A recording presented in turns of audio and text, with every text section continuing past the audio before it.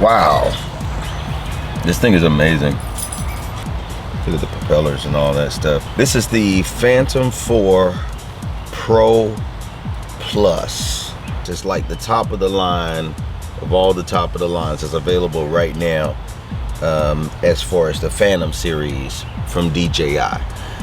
There were companies like Yuneec and others out there that's really good, but DJI always had these extra benefits to them, I mean, that are more amazing. And then what they did in this version is they got one of those CMOS sensor, full 1-inch sensor cameras. You know, this camera will do 4K. It does amazing stuff, which I'm gonna put all the specs on the screen right now because I want you all to be able to see the specs on what this camera can actually do.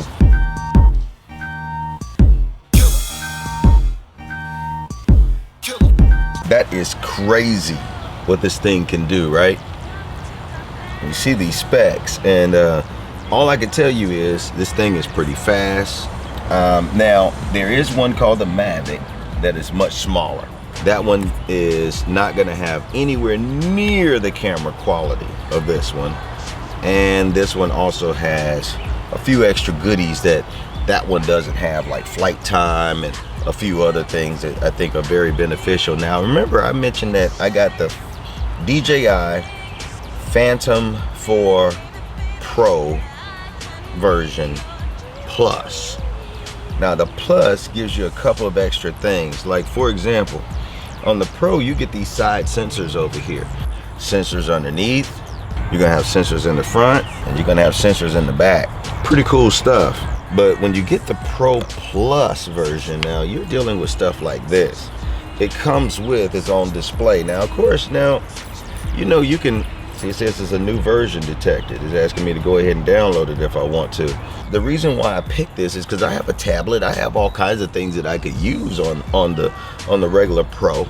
But I decided I wanted to get this Pro Plus because this particular screen is about twice as bright as the iPad mini that I have. It's twice as bright as any of my Androids. This thing is amazingly bright. Even in direct sun, I can still see what's going on with no problem. I mean, it's pretty amazing. I got this little case that came with it. It didn't come with it, but I ordered a special package where you get the case, put a bunch of stickers on it. You know, I tried to make it personal, you know, all that stuff. So first of all, I have this charger, which is very useful. You're gonna get some flight time. You're gonna get about 30 minutes of flight time. 30 minutes of flight time is very good nowadays. Although, get up there to get your shots, you know, to run your paths and everything just right. You're not always gonna be perfect. So sometimes you have to go back and shoot it again and this and that and the other. And it takes up time. So you're gonna need more batteries. You're gonna need more batteries, whether you think so or not. You're gonna need more batteries. But my standard charger that goes to the unit can plug right into the back of this, and this will allow you to charge all 3 batteries. Now, it doesn't charge all 3 at the same time. It charges one, completes, and goes to the next one, then goes to the next one. Now, these are really nice batteries too. These are these high capacity batteries that I decided to go with, and they're for the Phantom 4. Now, they cost about $160 right now. When this video came out, you're gonna need, I got a few extra propellers. You notice I only have 3 in here because one of them actually broke. Now, I even have a strap in here that works well, goes all the way around, and it holds the controller. You know, it gives you a lot of freedom that way. You really want that, and you don't want to drop this. It's pretty expensive if you have to pay for it. I also got something that I don't know if I'm even gonna use. I'm gonna be honest with you, when I first got it, I figured, I said, well, I need to have this just in case. Some people know what this is already. Well, this is a range expander. That means I can put this on the antennas of the controller. Slips right on, right here. And these are behind the antennas. Some people put these things on and you get far more than 4.3 miles distance on this thing. And it can read everything you're telling it to do very well. this thing makes an amazing difference in your signal. I want you to be able to see certain other aspects of the drone that maybe other people don't talk about, like how well the gimbal works, and I'm going to show you little examples of that and things like that. Okay. I had to eat some pizza. I'm sorry, guys. There's some leftover pizza from last night. So what we did was we started the drone first. Get that familiar sound. Oh, this pizza's so good. And you see it's powering up. Doesn't take very long. DJI logo. Card is full. Let me know my SD card is full. I'll format this SD card. I hope I don't have anything amazing on it. But that's gonna go. Complete it. And what we're gonna do is we're gonna change some settings. So what I'm gonna do, this may be a little boring, but I'm gonna keep it on F4. What I'm gonna knock the ISO up quite a bit so y'all can just kind of see what it looks like in this backyard. It looks kind of bad out there right now. Okay, right now is at 1600 ISO.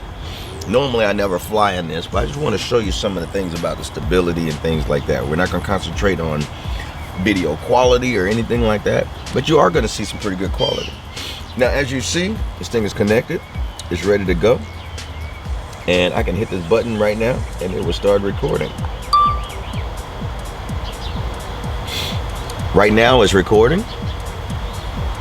And if I was to clap my hands, you'll be able to tell. All right. So right there, well, it's not going to show there. If I stand right in front of it,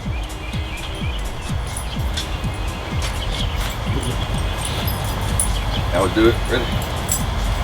Ready?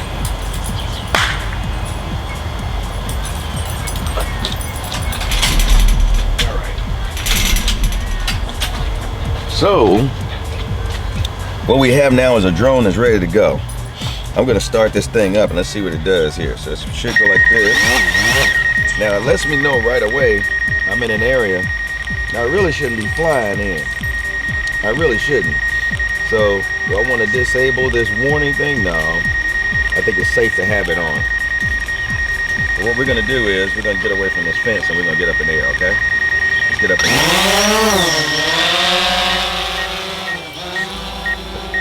air. Get out to a safe location there.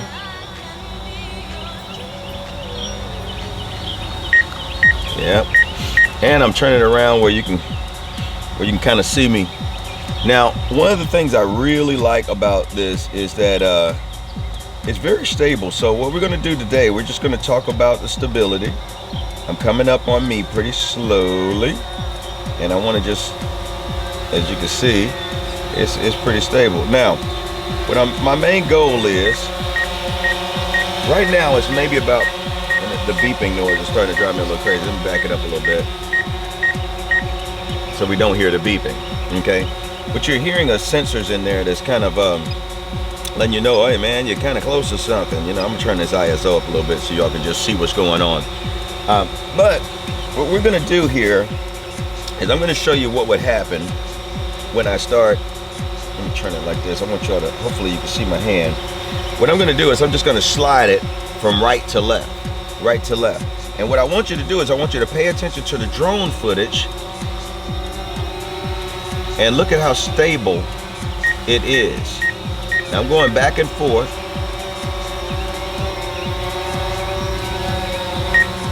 And it's pretty stable right there. I'm going up a little bit. And I'm gonna shoot it over that way. I'm shooting it way over this way and it's shooting real fast over that way. Now for some reason, I've noticed something about this drone lately. It will hover in one spot and then it'll kind of raise up a little bit, even though you have the GPS on. I'm not sure if it's because I need a new update or anything, but I have the most current update up until the one that's just out right now that I haven't downloaded yet. So, but anyway, let's check it out again. So now what I'm gonna do this time is I'm gonna wiggle it this way and this way and this way and this way. And we want to see how much stability it actually has when I do that. Here we go. Good. Good. uh, uh,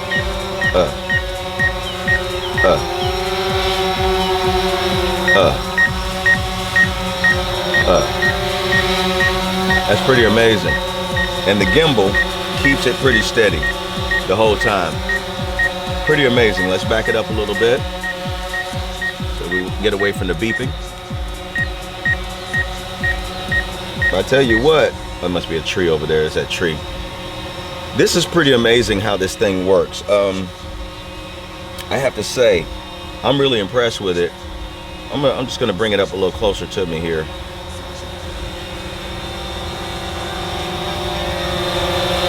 Put it about right here.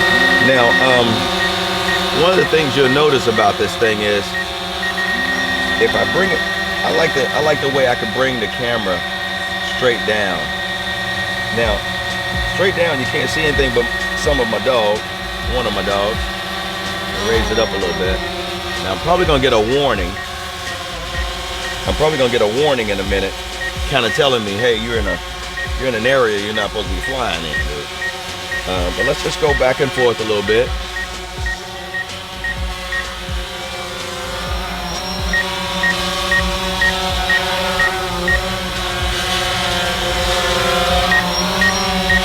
Pretty cool. It's stable.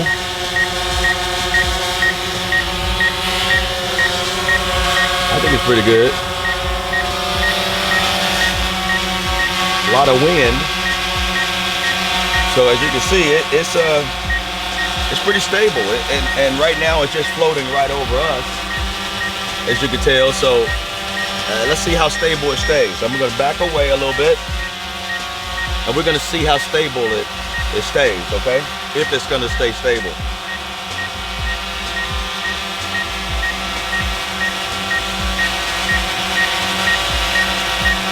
It looks to be holding on pretty well.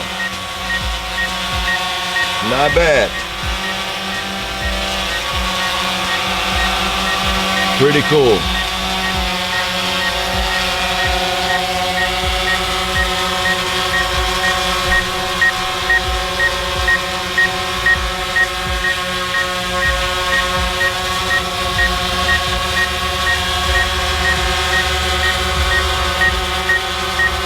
Pretty amazing stuff. Now you hear the beeping because it detects that we're near the house. It detects some things, so it wants to let me know, hey, you are kind of close to something. You know, it's just letting me know. Now right now I'm in P mode, in programming mode, so this allows me to have that kind of stability and safety and alerts and things like that. So anyway, let's go and change this gimbal around a little bit. We're going to point a different direction, and you'll see that we're out there. Now I'm going to show you something else. So I'm going to go up a little bit more, and you'll be able to see the neighborhood. Now, as you see, the sky is pretty blown out. I'm just going to show you a little something. I don't have this set on anything major, but all I'm going to do is I'm going to turn this ISO down a little bit. It's at 1600. It is now at 800. It is now at 400. A little dark at 200. So let's keep it at 400. But as you can see, it does a pretty good job of holding this spot up there and being able to see that house. Just to let you know that this is not on a tripod. I'm turning everything around. I want you to be able to see everything. A little blown out over there. So what I'm gonna do, I'm gonna play here. I'm gonna knock that down. I'm gonna knock that down all the way down to 100. But I'm at F4. I'm playing around with the settings just to see what would happen. Just to see what would happen, okay? So the settings are pretty cool. What I wanna do now, instead of being at F4, let's go in and put it at, let's say F5.6. That's pretty good. And what we're gonna do is move that 400 down to maybe about 200. Now, it looks a little better out there. I still see a little bit of blowout, but it's not that bad. Let's turn that thing a little bit. It's kind of dark.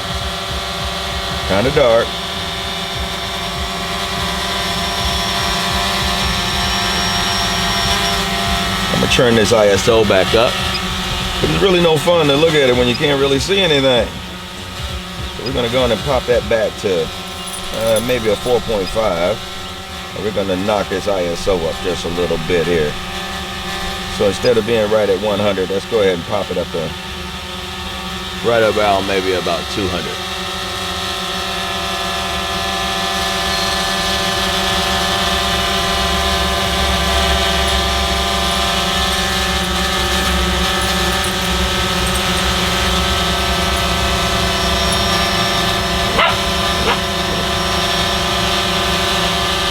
Okay, we're gonna stop it about right there. Back at that house again, you'll notice that it's awfully dark. Right now my settings are at, my shutter's at 1/120th because I'm shooting at 60 frames a second. That's very important to make sure your shutter speed is about right. And my f-stop is at 4.5. There's nothing wrong with 4.5. That's a good interior shot, and it's an okay exterior shot too. But my ISO is at 200, and you can notice, wow, man, it's awfully dark out there. So what I'm gonna do, I'm just gonna touch it and change a couple of things, okay? So what we're gonna do, first of all, what should we change? Should we change the F, or should we change the ISO? I think we should change the ISO. That's right now at 400. That's at 800. What do you think? I can pop it up a little bit. Let's see how well it handles. The sky's blown out a bit, but this is at 1600. Right now that's at 32. Remember, I'm running an ND filter on there right now. So it really kind of helps with the existing light that's really out there right now. But as you can see, it really kind of does a pretty good job there. Let's go in and see what would happen if I pop this ISO up a little bit more. Broad daylight. Oh, that's a bit too much there. That's at 6400. Even 3200 is a bit much, to be honest with you. It really needs to be no higher than that. That's right at 1600. But the sky is still blown out. So if you really want to concentrate on your sky, you're gonna have to really get used to start setting your stuff up to where you can shoot at 100 ISO and just kind of figure it out from there. Like right now, my ND filter is just a little bit too strong. So right now I'm at 4.5 at an ISO of 100. Now literally I have to pop this camera all the way over to 2.8 before I can really see anything. And yes, this camera can do 2.8. And it sweeps from 2.8 all the way up to, let's see how far it's gonna go. It'll let me go all the way to f11. That's pretty big. That's pretty big. So we're gonna move this back to 2.8, which gives you very shallow depth of field, which I don't really recommend out here. I would really like to have it around f4 and up, if at all possible. Okay, let's go ahead and land this bad boy. I think it's been floating out there for a little while, so let's turn the ISO up so we can at least see what we're doing. You know, and we'll just kind of go from there. I'll put my ISO around 800 or so, because we know that when they bring the camera down here, it's gonna look pretty dark, right? So let's see what's going on.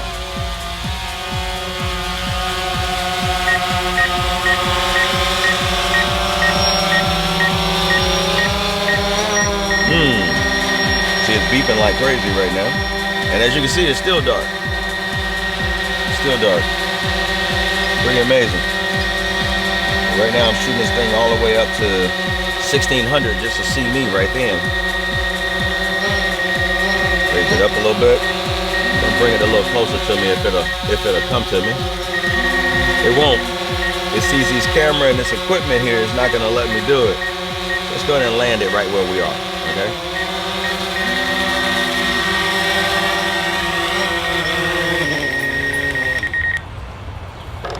And we have another safe landing. Well, that's that for today. I'm glad that you all got a chance to see a little bit of what this thing can do. Again, this is the DJI Phantom 4 Pro Plus with all the extras and goodies and stuff. And remember, your drone really comes all white. This thing comes all white too. I just had to add a wrap to it and stuff like that to make it look a little better for myself, okay? But anyway, thank you very much for tuning in. And thanks for checking us out. Learn how to fly. Definitely subscribe. And if you subscribe and you like this video, I'll put out some more, you know, show you some more things. I think that this is a really fun hobby, and I think that a lot of people can really get introduced to photography and aerial photography a whole new and better way because of these and because of the technology we have available today. Hey, my name is Agbad. Thank you very much for tuning in. Appreciate you.